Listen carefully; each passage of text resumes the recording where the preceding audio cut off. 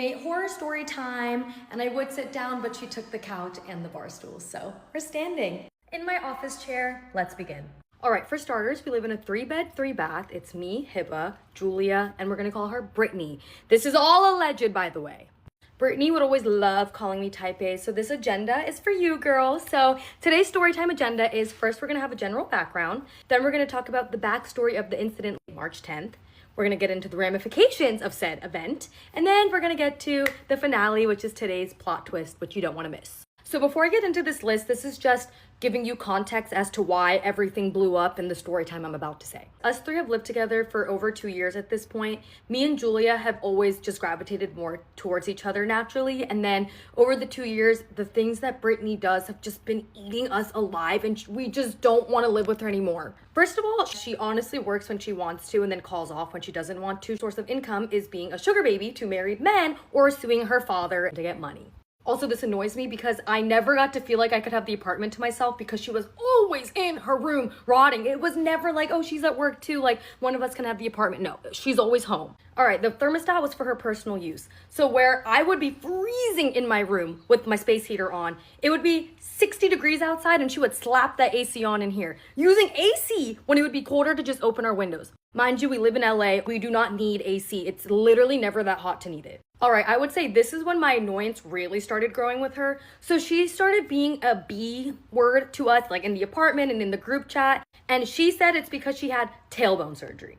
All right, this is when the receipts come in. So me and her have a tandem shared parking spot. So we text a lot about having to switch cars, blah, blah, blah. She says, I effed up my tailbone a couple weeks ago and I have to sit on a pillow, so it just makes the process 10 times harder. Tailbone surgery. Mind you, I'm not an idiot and I already know what the truth is, but I go, OMG, what happened to your tailbone? And she says, I was ice skating a couple weeks ago and messed it up. Guys, I am not kidding. She got a BBL and was lying to us about it as if we're stupid and can't put 2 and 2 together. She did not have tailbone surgery. She literally went to a hot state that does not even have ice skating and came back with a bigger behind and is lying in her TikTok saying, yeah, I've been in the gym, so this booty is getting fat. No, it's not. Like, just say you got one, we don't care, but why are you lying about it and saying you had tailbone surgery? And also, it was annoying to me because I actually had invasive tailbone surgery in 2019, couldn't walk, couldn't sit, it was horrible. So to appropriate my culture was not okay to me. She's currently in the midst of suing her own father. Her entire family has cut her off. She only has superficial friendships with influencers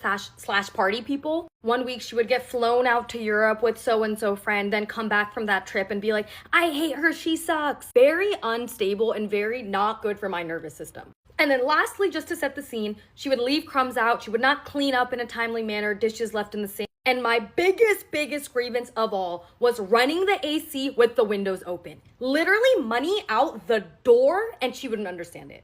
And so on. You get the idea. Let's head into the incident that caused all of this to happen now. Welcome to part 2 of my roommate horror story. Go back and watch part 1 if you didn't already. This is going to be the backstory of the incident that happened March 10th. So to set the scene, it's a Tuesday night, normal weekday. Me and Julia are in each other's rooms, just getting ready for the next workday. Nothing crazy. And Brittany stumbles into the apartment like presence is known, super drunk. And we hear other people's voices and we're like, wait, what? Mind you, we didn't even know she was out of the apartment. I thought she was in her room. So Julia texts, Brittany brought a guy home, and I go, who is that in our apartment? I don't know. I'm hearing so many voices at this point. I'm like, is someone on FaceTime too? How many people are out there? Dude, I'm like, is it sugar daddy number 1? Who is this? It doesn't sound like him, so who is this stranger in our apartment? And then Julia goes, I think there's a girl, and I'm like, really? And then they're talking about peeing off her balcony or something. She's so drunk, bro, as you can see. And remember in part 1 how I said Brittany does not have a good picker when it comes to friends? For example, her ex-best friend was a literal madame, like a pimp, female pimp.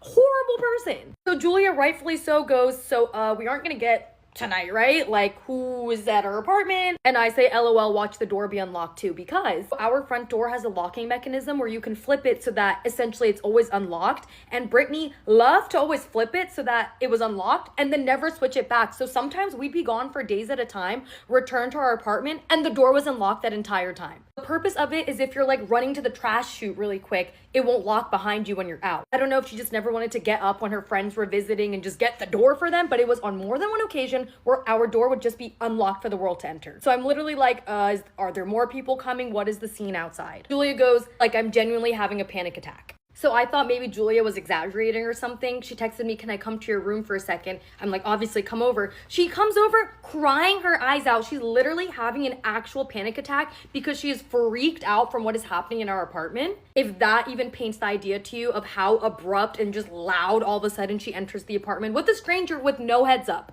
So I'm able to calm Julia down. She goes back to her room. And then at 3 a.m., I text, bruh, is he snoring? Like, I'm sorry, am I hearing that right? There's snoring going on in the living room right now? Julia goes, OMG, he totally is.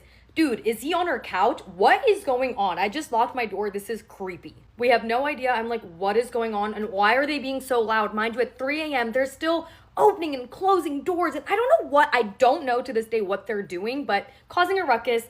We're wide awake. We can't sleep in this. 3:30 a.m. I basically lock my door. Julia's so anxious. I can't go to sleep. I literally I say, bro, why did she keep going in and out of her room? It sounds like she clangs a bunch of pans and then goes back. I don't know what's going on. So at this point, me and Julia have just decided we're going to keep our mouths shut tonight, and in the morning, just have a talk with her about like what was going on. Well, if you remember from part 1, I literally said without fail, she always turns the AC on, no matter how cold it is. So at 6 a.m., I'm still awake. I have not slept. I go, it's freezing with this fan on. It's 52 degrees outside. Like, hello, why is it on? I'm so cold. And all she says about the entire night that just happened, she goes, the next morning at 2 p.m., she goes, sorry, I had someone over and we were sweating. My room was so hot. That's it. No acknowledgement at all. Right? So Julia replies and says, hey, just wanted to check in and ask your guys' thoughts on something. I know I would feel more comfortable if we told one another we were having a guy over, but what are your thoughts? I just started to have a panic attack last night. Just don't want to get killed. And she's being truthful. She literally had a panic attack in my room. And Brittany goes, last night wasn't planned or else I would have. But yeah, I can. But get killed? That's scary. I don't know why you think I date people that are going to harm you. It was my friend, blah, blah, blah. Why do we think we're going to get killed by the people she associates with? I'll let you put 2 and 2 together. So then I reply and say, yes, a heads up would be very nice. But even if when you arrive, if you can just let us know, because I was scared to leave my room because I heard someone snoring in the living room. So then I had no idea how many people were over or who or what was going on. Then Brittany replies, it was me on the couch for like 30 minutes. But yeah, I usually would. I was really drunk. Sorry. Why are you on the couch if you have a bedroom? It was not for 30 minutes. I, at this point, don't even feel like addressing the lies because I'm like, what is the point of any of this? Now, I'm going to let you, the viewer, be the judge of this. Does this look like a couch where someone was only on it for 30 minutes? Does that look like 30 minutes of use? Julia snapped this picture the next morning, meaning they didn't even clean up after themselves. This is what our couch is left like on Wednesday morning. 30 minutes and it was just me. Okay. And so I say, oh, I had no idea what was going on outside. LOL, but same. I was scared to come out of my room. Ha ha ha. I'm not bringing serial killers over. LOL, just my friend. Sorry it scared you guys. So based on Brittany's text, it seems like she's chill, right? Like she gave her explanation. Everything's fine. We're calmly talking through what happened while letting her know, hey, that wasn't cool. Just don't do it next time. Go to part 3 to see how she's actually so fake and see what happens next. Here's my birthday day in hell, and yes, all of this stuff that I'm about to say actually happened on my 17th birthday last year. It's a very rainy day outside. I wake up at 5 o'clock in the morning. I have state testing at my school. I immediately wake up, and as soon as I wake up, I feel this excruciating pain in my lower abdomen. But you know what? I have gastritis, so I'm like, oh, I'm just like having a flare-up. It's fine. So I start getting ready for school. My boyfriend comes over early in the morning and surprises me and gets me Starbucks. But you know what? I'm feeling so bad I can't even eat it. Anyways, I try to ignore it and get ready, but I am literally in excruciating pain to where I can't even physically sit up. I have to be curled in a ball. I tell my parents what's going on, and they just tell me it's probably gastritis flare-up and I cannot miss any more school, so I need to start getting ready, but I physically cannot, so I literally am laying in bed and I cannot talk to anyone because I'm hurting so bad. Anyways, my mom found out that I never actually went to school, and she's very upset with me because I had already missed a lot of school anyways. Physically cannot sleep, cannot even walk at this point, so I'm laying in my bed stuck. I can hardly even move to my side table because I'm hurting so bad. And it gets to a point where I can actually hardly talk. My dad calls me and he hears that I'm literally not even able to speak, and he rushes home and we get in the car and go to the emergency room. So I'm literally screaming as my dad is trying to carry me unsuccessfully into the emergency room. At this point, all of the doctors rush me back into the ER, and they're literally like 3 doctors on me trying to figure out what's wrong, and they think my appendix ruptured and that I'm about to go septic if they do not fix it right now. So all of the doctors are rushing to do the test because it's very bad if you wait, if your appendix ruptures, because you can go septic after like 24 hours. And mind you, I've already been in pain for like 10 at this point. And at this point, you feel relieved because you know what's wrong. You know you're not going to die. You know you're about to get treatment, until they come in and tell you that there's nothing pulling up on the results in testing. So they run you through testing. But now that they know that nothing's wrong with you, they don't really care to treat you as quickly as they were other patients because you're fine. Then they admit you in the hospital and you still don't know what's wrong, and they still don't know what's wrong, and 2 days later they still don't know what's wrong. And after a long 2 to 3 days of sitting in the hospital, no one knowing what's going on, they found out that I had cysts, and they all ruptured on my birthday. Then you go back to school and you go back to cheer class, and everyone thinks that you're faking it and that nothing was actually wrong with you. And of course, there's nothing nice they're saying. And that right there was my amazing day in high school that I had. Oh, I have like 15 more of these stories, and I promise you guys, if you're going through something similar, you're not alone, because I have the worst stories of high school ever that I am so ready to share. But thank you guys so much for watching. Love you guys. Bye. I unknowingly had a stalker for about a year, and I still sometimes see them out and about in Charlotte, and it is actually the most uncomfortable thing ever. So let's talk about it and discuss how this came about and all the things. Every time I tell this story, I've never shared it publicly, but every time I tell this story to my friends, their jaws are literally on the floor, and it is honestly the craziest thing ever. Take you back to May 2019. It's Memorial Day weekend. A group of friends, it's a mixed bag, boys, girls. I think majority of people were coming from Charlotte. There was one girl who was coming from Atlanta, but we had a house on the beach. I think it was Folly Beach, blah, blah, blah, blah. So the girl who came up from Atlanta, she actually knew of a group of guys who were going to be in Charleston that weekend on a bachelor party. Open invite, come, and whatever. So the guys come, and we are all getting along really, really well. If anyone's interested, I do have a photo of the group of us, my house, and then this group of bachelor party guys all together. We took a group picture on the beach that day. There was one guy who I thought was cute, and we were chatting a bunch, and we always kind of seemed to be around each other in conversation, actually speaking like one-on-one a lot towards the end of the afternoon, and we made pizza rolls together. Nothing happened. So their Airbnb was actually downtown Charleston. So to their house, they were gonna have dinner and whatnot. Our group didn't really have a plan. We kind of all split up. Not myself, but one of the people that I was with eating dinner got a text from one of the bachelor party guys. I did not end up getting the number of the guy that I thought was cute while we were at the beach. No number was exchanged. So they invited us to come to their Airbnb and do a little pregame before we were to go out to bars. We ended up going to this bar where there's some dancing going on, and there's like a DJ or whatever. Well, all of the guys on this bachelor party, all of them are buying us drinks. We're dancing with them. Nobody was like sucking face or anything like that. But the guy that I hit it off with on the beach was there, obviously, and I thought he was cute. So we're dancing, he's buying me drinks, and at some point in the night, obviously we had been drinking all day, and I just like mustered up the courage to say, "Are you gonna kiss me?" Immediately, this guy's face went from like pure joy to like, oh shit. And he's like, "I need to tell you something." And I was like, all right. He takes me off the dance floor. We're sitting in 2 bar stools, and he's like, "I'm in a relationship." And I was like, oh, okay, that's totally fine. Like, boundary immediately.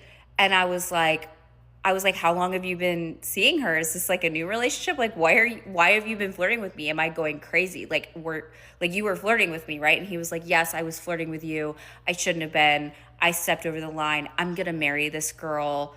Like, we've been in a relationship for I don't know how long, he said. And I was like, okay, well, that's new news. Thanks for letting me know. You probably shouldn't be flirting, but like no harm, no foul. And he felt really bad. Like he did. He felt really, really bad. You could tell, like a light switch went off and he was like visibly upset that he had led me on, or like he was giving those cues. Maybe he realized he was like playing with fire. And it just so happened that there was a guy that I had matched with on Hinge back in Charlotte who was in Charleston. So I left that bar and I went to go meet up with this other guy that like I had gone on a couple dates with and I knew. I went to go meet up with him and his friends. I never spoke to that guy again. We never exchanged numbers. We never exchanged social media, none of that. Like literally never would have heard from this guy again, didn't even know his last name. The next month in June of 2019, I started seeing somebody very seriously, and we dated from June of 2019 to February of 2020.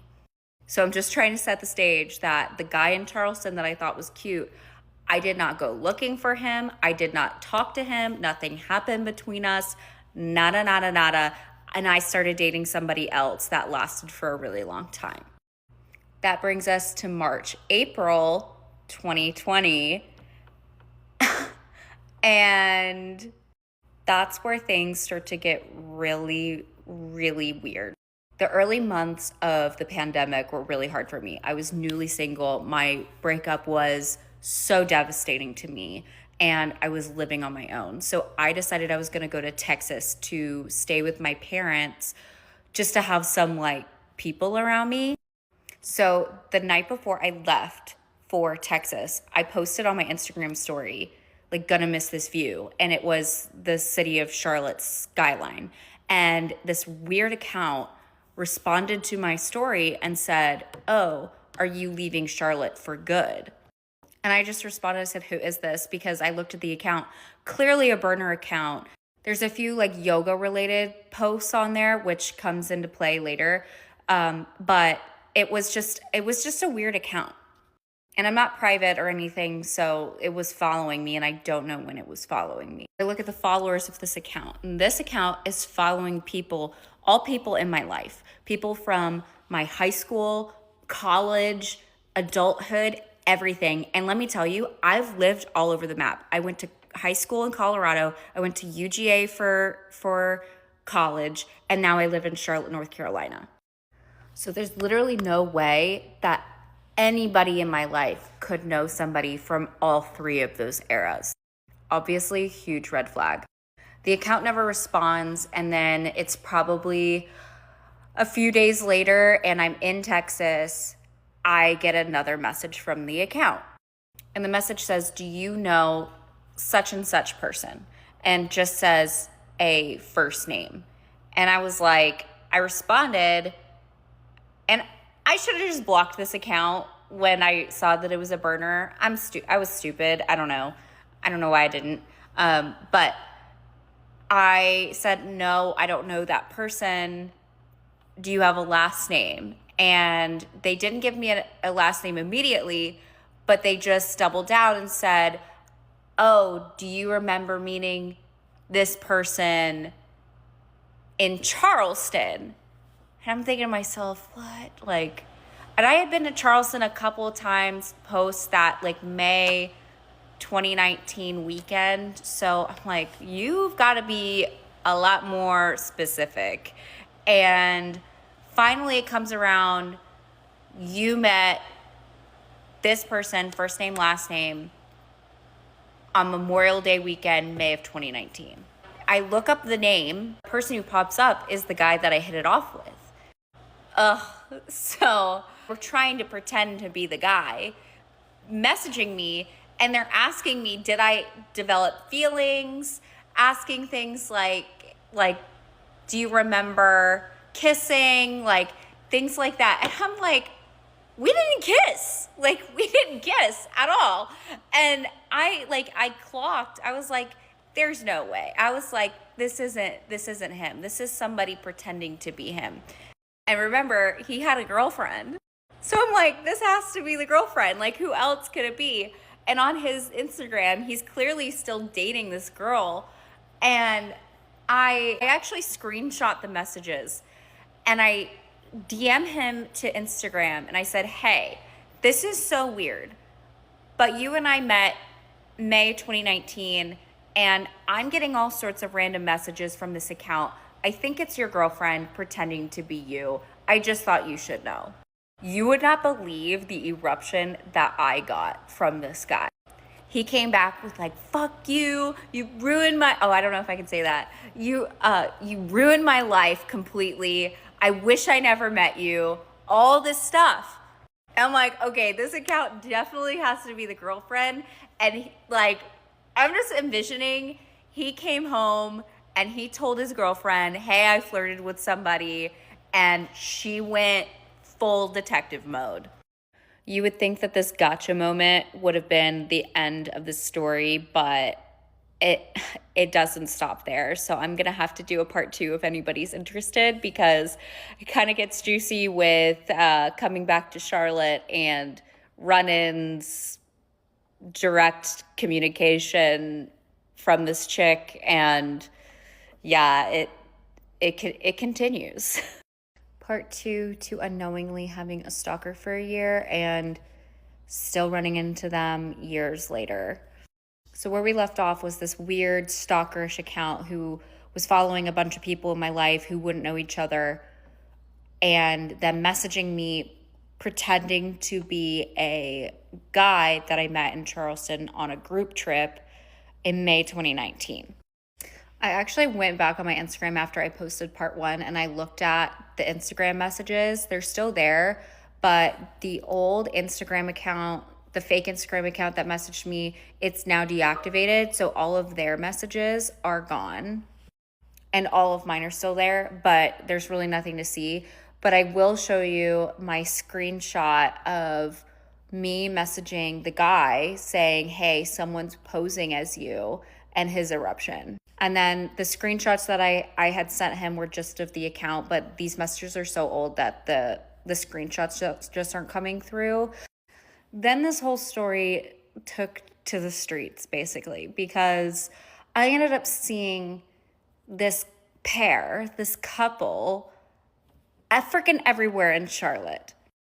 And there's a couple of instances that I'm going to say where it was purposeful and made me feel so incredibly unsafe, to be frank with you.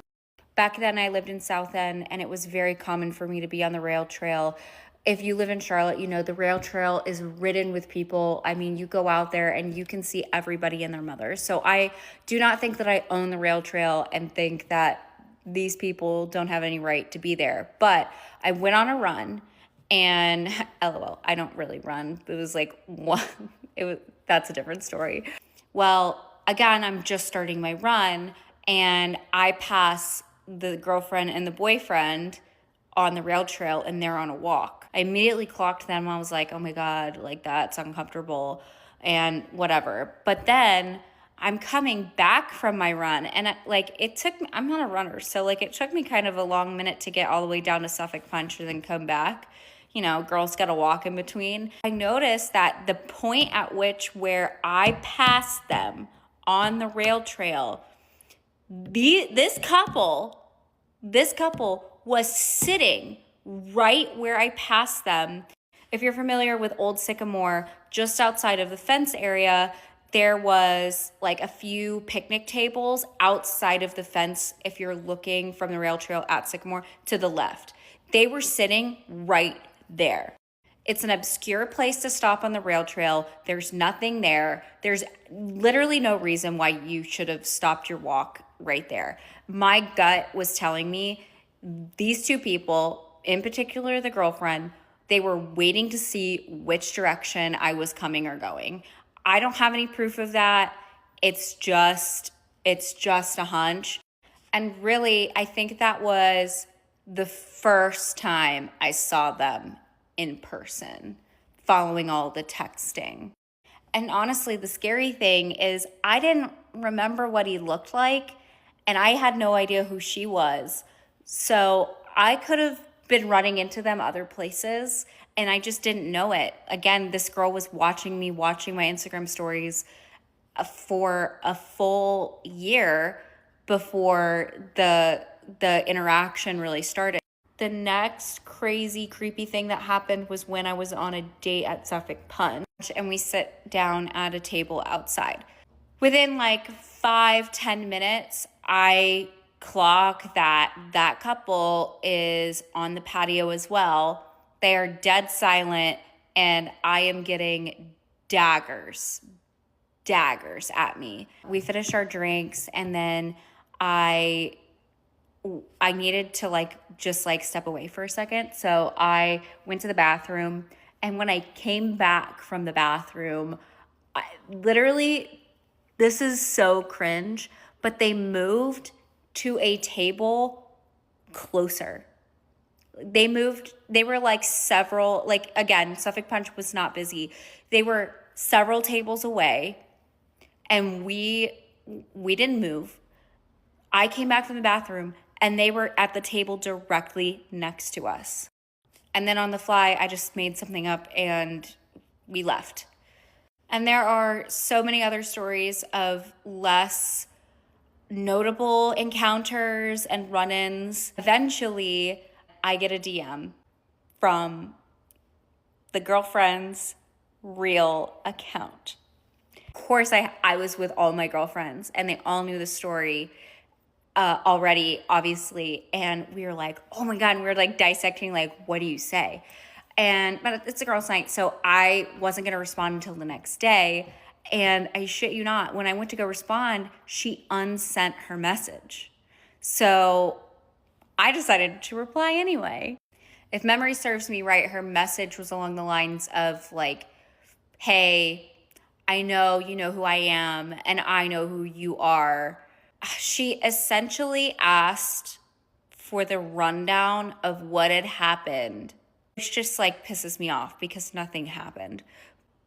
Okay, I'm gonna let this girl have it. So I'm gonna put up on the screen my response, and then you'll see her response. But this girl, she clearly didn't trust her boyfriend with his recount of things. I gave probably far too much detail than she honestly deserved, too much energy into the text message than she honestly deserved from me. At the very end of it, let her have it, and basically said that this is way too far, and this needs to be the absolute end of her little stalking escapade. And she just completely ignored it. She was just like, oh, this, in a really weird way, this gives me peace too, or this will give me peace. So, girl, what the hell are you talking about? You didn't give me peace, and I did nothing wrong. Now, shocker, or maybe not a shocker, clearly, he didn't break up with her going crazy town. They are married, and I believe they have children, because the last time I saw them in Charlotte, I was at Lowe's with my mom. This was 2025. March, April. We're in the plant section getting flowers for Grant and I's new house. And my mom goes, who would wear a white dress to the nursery? And I look over, and the girl in the white dress is literally this chick. And I'm like, oh, mom. Oh God. Out with them. So I assumed I assume they have kids now, but I don't know their life. I really don't care. We were loading our car at Lowe's, and they came out of the store and they were like looking. And I'm so glad we were taking my mom's car that day because I don't want them to know what we drive. So that's my story. And honestly, kind of wild. Years later, the story's still just as entertaining and just as dumbfounding. I just don't understand why things escalated the way that they did. My personal take on the situation is it really had nothing to do with me. It had everything to do with this girl not trusting the person that she was in a relationship with, and it bled over onto stalking me for some reason. I hope the story doesn't give anybody any sort of ideas on how to sleuth on their guy or whatnot. I think this should be a very clear story of what not to do. If you really don't trust somebody in a relationship, you should probably just not be in a relationship with that person. I've got a whole slew of stories also about my past dating life. I am happily married now. But man, I kissed some weirdos, kissed some frogs, and Charlotte dating life was wacky. Still is wacky, I hear. One day I will unpack my vault of different things that I have experienced in Charlotte, but that's it for now. We're gonna do a week from hell boyfriend edition. So you wake up, it's Tuesday. Everything's fine, like nothing's going on. You get done with school and practice, and then you go to the gym. Your boyfriend decides not to come this time, which is completely fine. But the day before, you did go with your mom, but this time you went alone. So you and him always have like little bickers about like how he never gets you flowers, and then he says, well, you never get me flowers. So after the gym, he's not answering his phone. You go to the store, you get him flowers, put them in a vase, lay them on his nightstand, give him a kiss on the forehead because he's asleep, and then go home. You wake up the next day, and you have FBLA. So you have to wake up early, and you have to get at the school early. And you were going to sit next to him on the bus, but then they said no couples together, so you just sat down with one of your friends. So you look at him, he's not looking at you at all, he's not talking to you. You text him and you say, hey, like, is everything okay? Like, what's going on? He says everything's fine and he's just nervous, so you let it go. You go on about your day and you do really good at FBLA. You guys come home, you go to practice, and he's still, like, barely talking to you, but you just assume he's just, like, upset at something and you don't really want to bother him about it. So you go home, you eat dinner, you go to sleep. And you text him right before you go to bed, are you mad at me? And then fall asleep. The next day you wake up and you see that he answered and you open it and he said, yeah, I kinda am. Mind you, it is Thursday at this point, so we are going 3 days. So you start freaking out like, oh my god, like why are you mad at me? I don't know what I did wrong. And you don't get an answer.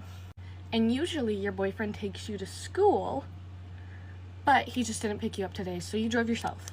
You're texting him all morning, he's not answering, you start bawling in the middle of class, they send you to the counselor's office, you're telling your counselor what's going on, bawling your eyes out. Your counselor is telling you, hey girl, like, if he's not even talking to you, like, that's not what you need right now. Like, you need to, like, break up with him. That's probably the best thing, like, to do.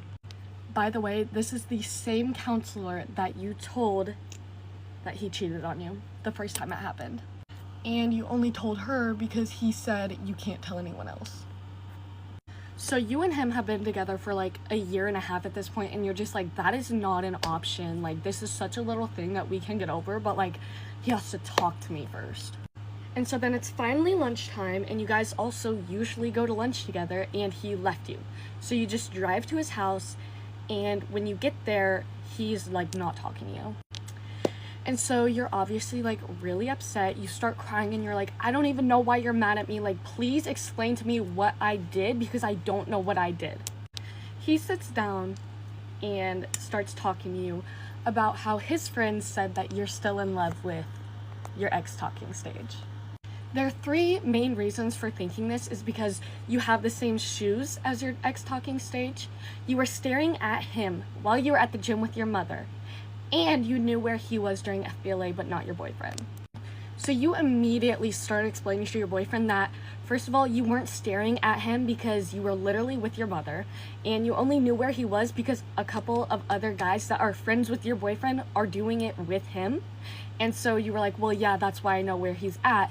And then you explained that you had the shoes before he even had the shoes. So maybe he's still in love with you. He doesn't really take it. He's still pissed off at you for the rest of the day. And then that night he has a basketball game. So while he's playing his basketball game, you are going around finding everything out. You talk to one of the kids in your grade because your boyfriend and his friend, that is your ex talking stage, are in the grade above you. You go around, you're talking to one of your friends. You ask your friend to text one of his other friends and say, what's going on? Why is Ellie still in love with him? He proceeds to explain that you're still in love with him because of all the reasons you said, and then a couple of more. So then you go to the source, you go talk to your ex talking stage and say, hey, why are you telling my boyfriend I'm still in love with you? And he says nothing. He just sits there while he's playing some game on his phone with his friend, and he just starts smiling. So you're pissed off and you say, hey, don't talk about me like that because I'm with your friend and you need to just leave me alone at this point. And he says, yeah, whatever. Then after the game, you go and talk to your boyfriend and you explain to him how you figured everything out and whatever. And before you can even get it out, he says, it's okay, I'm already over it. You're sitting there and you're like, I just spent 6 hours trying to figure everything out. What are you talking about? And he says he just doesn't want to talk about it anymore. So you say okay, and you're like, I understand, it probably upsets you that things were said like this, whatever. 5 months later, at this point he had cheated on you 3 times, okay? 3 times. 5 months later, he breaks up with you, and he brings up that fact that you were still in love with your ex talking stage. And mind you, at the time, he was cracking his new girlfriend. Yup, don't forget about that part. And he was some girl from London while you live in the middle of Kansas. And then was having something else with another chick that you don't even know. And that is all that you know about. This is going to be a really long story, so keep me as your background video while you do what you gotta do. I'm going to be vulnerable with you guys and tell you where I was last year on this day. I was living with my boyfriend of 5 years at the time in an apartment that we chose together. We were long distance for 4 years. So he lived in Florida and I lived in Texas. So we finally moved in together. It was 4 months of us moving in together. And I had found out he was cheating on me. I went through the back instead of going through the front so I can surprise him. And when I snuck up behind him, he had his phone laying out and it was open on Instagram. I peeped over and I seen that he was texting somebody and he pulled his phone away from me. He moved across the states for us to live together in an apartment. So I never thought that cheating was even gonna be a thing. So when I confronted him about why he snatched the phone away from me, he told me that there was no reason for me to look at his phone. So now I was even more suspicious and I was like, let me see the phone. Why did you snatch that from me? And then he finally admitted that he was texting his ex from Florida. Mind you, this is my fault. Okay, don't call me a loser, but I am kind of a loser. He had cheated on me with her in the past when he was living in Florida, and I did not think it was going to be another issue. Stupid ass me, I know. She's also a shitty ass person because when I confronted her about it and I was like, hey, what's going on? I had no idea about you. She said the same thing. She's like, I didn't know anything about you. And she was all sad because she was in a relationship with my boyfriend and I had no idea about it and she had no idea about me. And then several weeks later, I had more questions for her and then she did a whole switch on me and was telling me, girl, you're so stupid for staying with him. He's gonna cheat on you again with me. He loves me. Which of course I should have just fucking believed her and just let her keep him because they're both fucking losers. But I was so fucking heartbroken. I mean, we were living together for 4 months. We've been in a relationship for 5 years. I couldn't just fucking let that go. But she continued to taunt me for months because she changed her Instagram bio to whatever his bio was. She put his name and her username. And I would question him about it and he'd be like, I literally don't know. This girl's crazy. This is also another reason I did not suspect him texting her because I had a feeling had a feeling he was being mad sketch. So while he was sleeping, I would go through his phone because I knew his password, and I didn't find anything. So whatever, I ended up being like, why the fuck are you texting her? And he said, I'm just telling her how much I don't like it here in Texas. So that made me feel like you are basically making fun of me because you're talking to the girl that literally taunts me. And like, I drive home, I'm speeding home, I leave his ass at work and I'm speeding home because I was gonna go fucking break all of his shit. His like pride possession is his PS5, and I literally was gonna throw that shit off the 3rd floor. Like, I was so fucking ready. As I'm like speeding home, I'm like calling everybody I know, and every single person's telling me not to do it. They're telling me just fucking leave him. Don't ask me why, but I continue to stay with this dumb ass bitch. I can go into more details about this, but anyway, so we stayed together. I told him to not fucking text her anymore, and I don't know if he did continue to text her or not, but I was not trusting him whatsoever. He told me he fucked up. He said he was sorry, and he told me that he knows I don't have any trust for him anymore. He was like, anytime you want to look at my phone, just tell me, like, I will give you my phone. So the next month or two, that's how it was. Our relationship was really rocky because I did not trust him, but he was living his life and being so fucking happy while I was literally overthinking the hell out of everything. He was no longer allowed to work with me because of the situation, so at this point he had no fucking job. And his lazy ass, I know, I was paying for the fucking apartment. He never helped with rent. That's not the point about this. So I got him, I'm the one that set up the fucking interview for him, a job at Home Depot. Home Depot is like literally across the street from us, so he could literally like drive there and it would take him like 2 minutes. 3 weeks into this stupid ass idiot working at this job, I found out he was cheating on me. He's like a serial fucking cheater. Like, he's so fucking easy. You want to know how I found out about this girl? So first of all, I had a couple dreams that he was gonna cheat on me. So I started a new job, and one of those days that I was working was an overnight. I had a dream that he was gonna cheat on me on a day that I had to work an overnight, but that's besides the point. He comes home when I'm getting ready to leave to work. He kisses me goodbye. He tells me he'll miss me, and you know, he'll be at home waiting for me. You know, like cute shit. I don't know if this idiot thought that like I would not see his location. I wasn't even watching his location. He texted me in like while I was at work.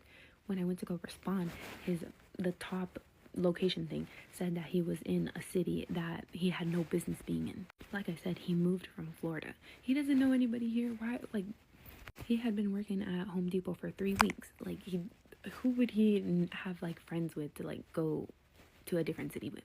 And he never told me like he made friends or anything like that. I'm like, what is he doing in this city? I click it and he's at the movie theater. Oh my god, I'm like blowing up his phone. I'm blowing up his phone. No response, because mind you, he didn't even tell me he was going somewhere. And not that he had to, but that's, you know, like if we lived together, you know, it'd be like, hey, I'm gonna go so and so, like. And we had a Ring camera on the door that me and him both had notifications on, and I was like, I never got a notification that he left. So like, what?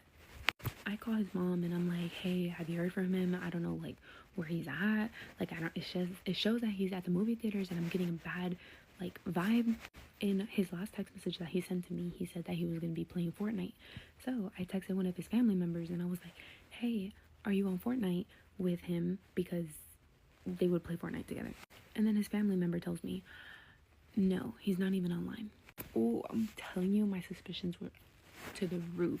Me and his mom get along so well, so I don't know why she also switched on me, because she was like, oh my god, can you relax? Like, you always think he's doing something weird, or he's always doing something sketchy, or he's cheating on you. Can you relax? He probably just went to the movies. Ma'am, he's cheated on me multiple times before, and she knew about that. So I'm still blowing up his phone, giving him calls and texting him, and no response. All of a sudden, I see his little location speeding home, but he's still not answering any of my calls. I'm like freaking out. I'm at work. I'm like, bro, I cannot, like, please tell me, God, like, he's not cheating on me again. I see his little location. He's pulling up into the parking lot of our apartment. I turn on my Ring camera and I see this fool running from his car up the stairs, sprinting as fast as he can, and he runs in the door. I call him again and he finally answers. I'm like, hello? Where have you been? Why have you not been answering me? He's like, what are you talking about? I've been home all day. Like, I was on the game. I swear to God, I cannot lie. I swear on my life, this is what happened. We were going back and forth because I'm like, bro, stop lying to me. Like, please, when is it gonna end? Like, I'm not dumb. I watched you on the cameras. He finally admits he was on a date with a girl that he met at work. So what I found out about this girl is he started working there. 1 week later, he found interest in this girl. Mind you, he admitted this to me. He found interest in her, asked her for her number, and they started texting. I was like, did she know about me? And he said, no. I told him, give me her phone number. I'm going to text her. He was like, I'm not going to give you her number. I said, if you don't give me her number, I'm going to go to Home Depot and I'm going to make a scene and find her myself. So he finally gives me her phone number. I text her and I tell her, like, hey, my name is this and that. I've been with him. Like, I tell her, like, everything. She was like, oh my gosh, I'm so sorry. I had no idea about you. He came to me. Like, he told me he was single. He told me that he moved here from Florida to start over in life. She sends me screenshots of their text messages. And in the messages, he had texted her, do you have a boyfriend? And she was like, no. Do you have a girlfriend? And he was like, no. He said, no, I don't have a girlfriend because all girls do is break my heart. The exchange where I told him, give me her phone number or I'm going to make a scene, he texted her. And he's like, hey, I forgot to tell you I have a crazy ex and she's going to text you, but like, just go along with it. She's crazy. She's not okay in the head. He sent her this when I left the apartment after me and him had a conversation, and he told me this. He said, I know I keep fucking up, but you know I love you so much and we're gonna get through this. 5 minutes later, he sends that text to her, that I'm crazy in the head and please don't listen to her. Please don't listen to her, like me. After he was already caught, like the whole thing, he was still texting her like, hey, don't forget about doing this and that at work. Like, the fucking nerve. Like, bro, y'all don't even understand how fucked up in the head I was during this time. I wanted our relationship to work so bad. I was losing my sanity and my self-respect, and I cut off friends and family, and I clearly did not have enough self-respect or strength to leave a man who was treating me like this. But he kept telling me that everything was going to be okay and he was going to be a better man, until the day came that I literally could not take it anymore, and I fucking left. And I kicked his ass out of my apartment. And I told him to tell his mom to take his ass home. So that's what she did. She flew here and they both left. His mom also said that it was my fault that he cheated on me because I didn't trust him. And she made excuses for him too. So, well, if you listened to 10 minutes of me yapping about my relationship from last year, thank you so much. Get ready with me to go try a new church, because my husband and I met at church in Athens, Alabama, and then we were asked to not come back. Story time. So I own a business. I own a packaging company where I design like retail bags and packaging for boutiques all across the country, not just boutiques, but any brand. And I did a trade show in Las Vegas last February, and I didn't want to travel across the country by myself. So at the time, Caleb and I were engaged, and he came with me to this trade show, and that happened to be over Valentine's Day. Not that that matters. But anyway, all of my social media posts are always very clean. My grandparents on my social media. I don't post anything risque or provocative ever. So all my posts from Las Vegas were strictly business. We went on a date night. We went to a nice buffet. Selfie here, selfie there. Nothing provocative at all. So trade show went great. Flew home. Went to church as normal, where Caleb and I met, by the way.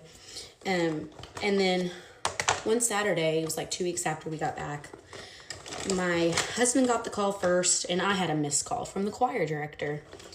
And it caught me off guard. I called Caleb first, and I said, I wonder why he's calling me. And my mom goes, oh, probably to give you a solo, Joanna. Like, oh, like you love to sing. Like, you've been in choir for like a year now. I also got baptized at this church on my 28th birthday, so it's like super special. Anyway, I'm so newly saved Christian at this church that I felt like was my home. Side note. So anyway, I called Caleb, and he's like, well, you're not going to be happy to hear what was said. And I'm like, what do you mean? And he said, well, he told us not to show up to choir tomorrow because we're an unmarried couple traveling together.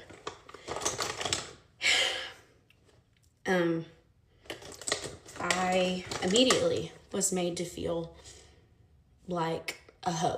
To be honest, that's how it made me feel. I was told not to come back to choir as a leader And keep in mind too, like, we're one of the like youngest couples in this choir. Like, we enjoyed it. We loved the people. We loved the community. And like, us being in that was like cool for other younger people to see us worshiping God every week on Wednesday nights, on Sunday mornings. Like, anyway, so there's that as well, that we were like the youngest in the choir and things like that. So I was very upset. I mean, heartbroken. And my mother is like good friends with the senior pastor's wife. And so I messaged her on Facebook, heartbroken about the situation. And she and her husband came over to my mother's house that day. Caleb came over. We talked about it. I was told that traveling together increases his libido, senior pastor's libido, so they don't recommend it. And that basically we're not being good leaders if we're traveling together unmarried, even for my business. So I'm supposed to fly across the country by myself, or I'm supposed to go get married real quick before we're allowed to travel together. His wife, I love her. She's incredible. And I appreciated her viewpoint. She said she wanted us to start our marriage on the proper foot, had like a biblical reason, and was very sweet in what she was trying to say. But then, she said it's not about the church's image. And he interrupted her and said it was. And in that moment, like, I also was told that in their church offices, they have a lot of free time to analyze photos on Facebook.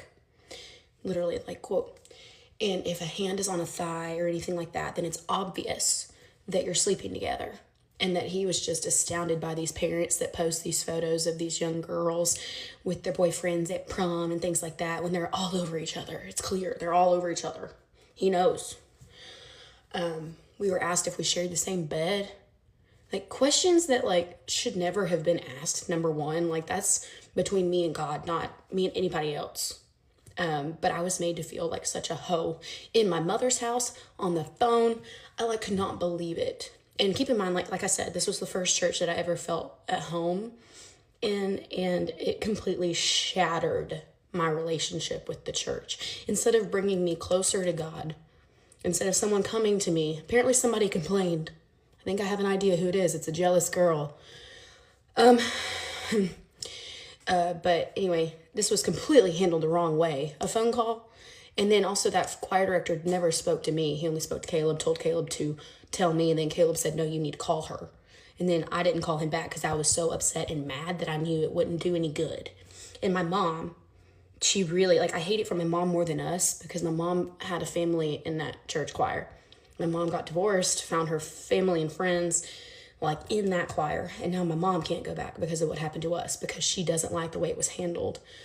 We've not been contacted by the church staff, nothing. It's been a year. And yeah, like I said, it's completely shattered how I feel about churches, and I hate it. And my husband, like, grew up in church. His mother's a children's minister. Like, he is very, very much involved in church and wants to be. And so it's hard for me. Like, we're married now. I guess we can come back now since we're married. But I do have a question. What is the travel radius? So can I travel 15 minutes to dinner with him if we weren't married? Is that okay? Because, I mean, you don't have to travel to do the deed. I'm just saying. But anyway, that's what happened to me. And this is what pushes people away from organized religion. And it needs to be stopped. Tampon commercials are like, oh, girls can play volleyball while they're on their period. Girls can go surfing. Let me tell you guys a story of how I made the most generational fumble on my cruise with the Huz this spring break. If you get mad easily, if I were you, I'd keep scrolling. Okay, to put this in perspective, I'm blocked on everything now, and I blocked him on this account, like, from the night I met him. Okay, so boom. It's the second day of the cruise. Me and my sisters were at the gym. We were trying out, like, the cycling room. It was really funny. And basically, we got ice cream after, and I saw him walk by. I'd scoped him out. It was kind of just like a little look, but I was like, okay, I'm gonna see him later. We got this. Okay, so after the ice cream and the gym, me and my sisters went and just got ready for dinner, took pictures and everything. And after dinner, we were walking around and stuff, and I saw him, like, standing with his friends, and he, like, was like, yeah, you know, like, looking. And I was like, okay, I think he's looking at me. So, like, I look back. But yeah, me and my sisters were basically just walking around, and, like, we'd walk past him several times. My dad stopped us, like, in the middle of, like, the lobby thing, and we kind of, like, he was, like, kept looking over at me, and, like, my sister was like, girl, he's looking at you. And I was actually considering going up to him, but I didn't end up doing it. But, like, I got to know him later, so it's fine. Basically, me and my sisters were like planning, like, how am I gonna like do this, you know? And we're kind of just like walking around a lot, and we eventually decided to sit down, and there was this like group of people, like it wasn't his group of people, but this random guy waved at me, and he came over to me, and he was drunk. I don't know how old he was. He said 3 different ages at 3 different points in time, but he was like, hey, you're so beautiful, can I get your number? I'm really drunk right now. I'm like, yeah, I guess. Like, I feel bad. He holds out his arm, and I have to write my number on his arm. The pen doesn't work. He gets another pen, so he gives me a card, and I'm writing on it, and I see the hus walk by, and I'm like, oh my gosh, this is the worst timing ever. And I was just like so uncomfortable. This guy was asking for my number. I wasn't interested, and I was just like, oh my gosh, like, what am I doing? My sisters thought it was so funny, like it was like a movie. Like, they were sitting there like laughing. Okay, but basically after that happened, the hus and his friend were walking around. Let's call the hus Red. Then we'll call the friend he was walking with Nugget. Nugget's actually gonna be watching this video, so I hope you like it. Anyways, we're in this like theater area, so me and my sisters are sitting in like the lounge area, and him and his friend are like walking up and down because it's like two stories, and they just keep walking and circling, and I'm like, he keeps looking at me every time he passes, and then at some point they disappear for a little bit, and like they're still upstairs. I tell my sisters I'm going to midship, walking upstairs, and walking past him. I saw him, and I looked at him, and he looked at me, and I like did a little, you know, and then I walked to the elevator and just went back downstairs and sat with my sisters again. Okay, then he comes back downstairs, and then he walks back into that elevator area, and he doesn't come back, so my sisters are like, oh, he has to be over there, so they send me to the bathroom because we assumed they were standing in this one spot, which they were, and my sisters were like, oh, you have to like pass that place to go to the bathroom. And as I'm walking to the bathroom, this other guy yells, oh my gosh, you're so gorgeous, and then I just don't say anything, and I go to the bathroom. But don't worry, when I come out, we stop, we start talking, and it's me here, and then there's like 4 guys against the wall. One on the far right is Hat, the one next to him is my hus, Red, and the one next to him is what should I call him, Buzz, and then the one on the left is Nugget, like on the far left. They are all kind of talking, getting to know each other, and the Hat guy asks for my snap, and I'm like, bro, can the hus please ask me for my snap? And you guys, my sisters are like peeking through the wall on the side, and we're talking, and then the guy that asked me to write my number on his arm shows up, and he's like, hey Kayla, what are you up to? And I was like, oh my goodness. I gave these 4 guys like the look. I was like, oh my gosh, guys, like this is so uncomfortable. And we were all talking, and I think at some point my sisters walked by. I don't think they talked to them that much, I'm not sure. But we ended up going to like the 24-hour diner because it was like right there, and we just sat down, and it was me and the 4 guys that I met. So it was me, and then Red was next to me, and then Buzz and Hat were across from me, and then like Nugget was like to the side a little bit. So it was this like kind of awkward situation with like me and these 4 guys at a table, because it obviously doesn't have like a good look to it, especially with like the other girls on the cruise, and like I think some of them saw me like that, but my sisters did end up coming at one point, and like briefly, and we basically all like, we just sat there for a little bit and got some food. You know, the hus got a burger, and then like one of his friends got a burger or something like that, and after they were done, we went back downstairs to like the lounging area. We all just kind of sat at this couch like talking a little bit, like everyone, and then people ended up like, you know, slowly trickling out and like going upstairs, and yeah. To the point, it was just me, Red, and Hat, and we're all like sitting just like talking, and we're pretty tired. They actually asked me about my TikTok, and like in that moment I blocked him because I knew like I don't want them to see my videos. And Hat ends up going to his room, and then it's just me and Red left together. And this is where the fumble begins. So we're sitting on the couch, we're kind of just like talking, getting to know each other more, and like we're watching like Tik Toks on his phone, I think, or something like that. And here's where I made the worst decision. He like leaned in, and then I leaned away. After that, it wasn't really awkward. We still stayed up and talked for a little bit, but like it was just like, why did I do that? Literally said like, I'm not ready, I wasn't expecting that. I'm like, what was I thinking? Like, come on, Kayla. That was like a complete airball on my end, guys. That was very disappointing. I'm very disappointed in myself. But, basically we went up to our rooms. He was in the same hallway as me, like he was literally like a couple rooms down from me. I'm like, oh, that's perfect for the rest of the cruise. Was it though? I don't know. But basically, like, you know, like when like you part ways, like he's like going this way and I'm going this way, like he didn't look back to look at me at all. Like I feel like that's like something like told me something, you know? You know the thing, like you're walking separate ways, you keep looking back at each other, like that didn't happen. Anyways, at this point, it's 4 a.m. I get back to my room, my sisters are sleeping, and one of them's like, how did it go? And I just like start like dying, like because like I told them what happened. They're like, oh my gosh, Kayla, like you're so stupid. That was my recall of my first time meeting him. It didn't go great, obviously. I think I had like 3 air balls that night, so yeah. Let me know if you guys want the story time for the second night. Bye guys.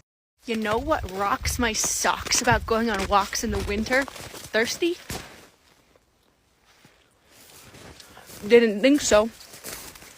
Part 2 of my fumble of the century with the cruise hus this spring break. Okay, so now we're on morning 3 of the cruise. I'd stayed up with him till like 4:30 the night before. Well, it's kind of around noon because there was a time skip. It was 1 hour forward, so like I was really tired. And I ended up sleeping in till like 11:30. So now we get ready. It's around 12. We're really hungry. Breakfast is over, so we go to a little restaurant because we didn't want to go to the buffet. And when we get to the restaurant and we're getting our table, I get a table with 4 seats because I'm like, oh, my hus, like I texted him and he said he would come. And you know, because it was noon, the restaurants had like, you know, like the appetizer, main course, dessert. So it's like we had a lot of time for him to come. And he told me, I'm gonna shower shower first and I'm gonna put a swimsuit on because I want to go in the jacuzzi after. And I'm like, okay, that's fine. Like, just take your time. Let me know when you're coming. Okay, and before I say anything else, this guy was obsessed with the shower. I swear he was always in the shower. So me and my sister sit down and eat breakfast, I guess. So it was towards the end of our meal. It was like 45 minutes we were sitting there and he still hasn't come. So I'm sitting there with my fruit plate. We were eating super slow because like we wanted to give him time to come. I'm like, guys, he's coming, he's coming. And he came eventually towards the end. And basically he came, he sat down, he ate some fruit off my plate, and then we ended up getting up and leaving. Oh, and while we were eating our food, he told me he'd come eat with us, but he snapped me a picture and he got room service. And he was like, my grandma got it for me, so I had to eat it. Anyways, he was like, I want ice cream. So we walk around, we walk to the top deck and we get ice cream, and all of our friends happen to be there. And at this point, my sisters were like trailing behind us, and they kind of left like when we got to that group, and like it was just me and the guys again. So it was now me, Red, which is the huzz, Nugget, Hat, and Buzz, and then there was these random other kids there. So he gets his ice cream, we're all sitting there like talking for a bit in the buffet,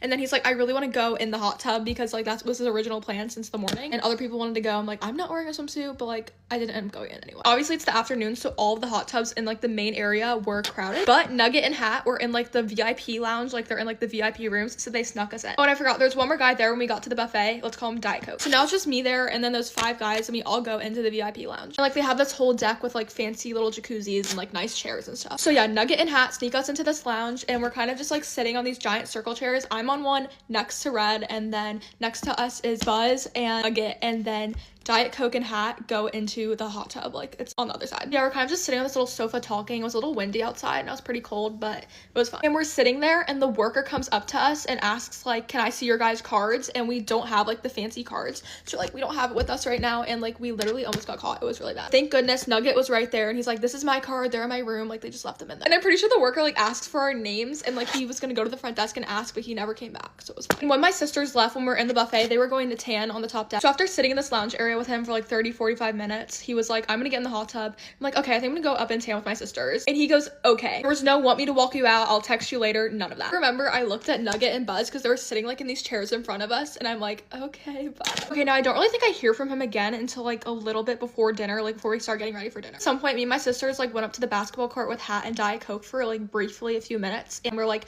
oh, we're gonna go to the arcade, and like I'm telling them, please like text Red, and like we were like texting him like, oh, can like you come and like, you know, like so we can all hang out. We wait for like 10 minutes, and he finally comes, and like we're walking around for a little bit, and then he just disappears. So this day and the next day, I was really like questioning things because I posted a TikTok story that was like waiting for the HUD at breakfast, and then I posted like, I think I'm selling the next day. Posted again that night and was like, never mind, I'm not. So like I'll tell you guys what happened the next day, like on my next story time. So yeah, he disappeared. I'm like, what the heck? I'm gonna go get ready for dinner. So me and my sisters go back to our room and we just get ready. Then while I'm sitting at dinner, he texts me and he's like, yo, pull up to the hot tub. And he was like, you can bring your sisters, but obviously they didn't want to come, so I had to go by myself. I threw on sweats and I had a swimsuit under. I wasn't actually planning on going in. I was just planning on like grabbing him and like walking around or something. When I got there, he was pushing it. He was like, please just get in. I'm like, oh my gosh, fine. It was me, and there's like other group of people in there, but like some of my friends were in there and then the other people in there, but they ended up getting out. I was like, I said, I had to leave, and then me and him got back in. At this point, it was me, Red, Hat, Buzz, and Nugget in the hot tub. Yeah, at this point we're in the hot tub. He has like his arm around me or whatever. But yeah, obviously I was a little uncomfortable in there because I was the only girl with 5 guys, and like my little brother passed by and like made a comment. We were only in there for like 20 minutes because I think we might have gotten kicked out because it was like 11. At this point it was dark out and it was kind of cold outside, and I'm like, can you please go get me a towel?